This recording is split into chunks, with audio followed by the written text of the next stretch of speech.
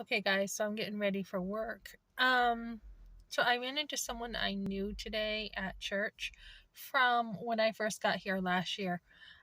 So this was somebody in a post-abortive class that I had run into, and she was one of the leaders there, and she just was like, what brings you over here? And we got talking, and I told her, things keep coming up with the abortion, my memories, right? They're just like a flood now. They're just coming through.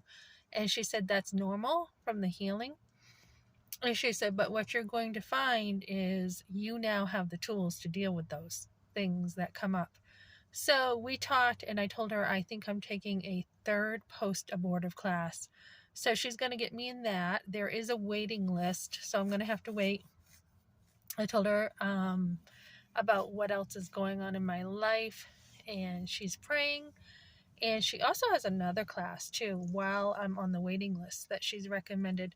So this is a class where we really get confrontational with our walk with God. She said it's really good. She took it. She took some time to look at herself and really get in there with God. So I think I'm probably going to take this too. And so the whole abortion thing is so important to have plenty of support. It's not a one-time thing. It's not a two-time thing. It is an ongoing support system that you need in your life so that if you do stumble and you do fall and something comes up that you remember that you hadn't remembered before, you're going to have the support for it. So I've got work now. Work is easy for me. It would be so easy for me just to I think work 24/7 sometimes and not have to deal with all this inner stuff. And it's just because I used to work a lot.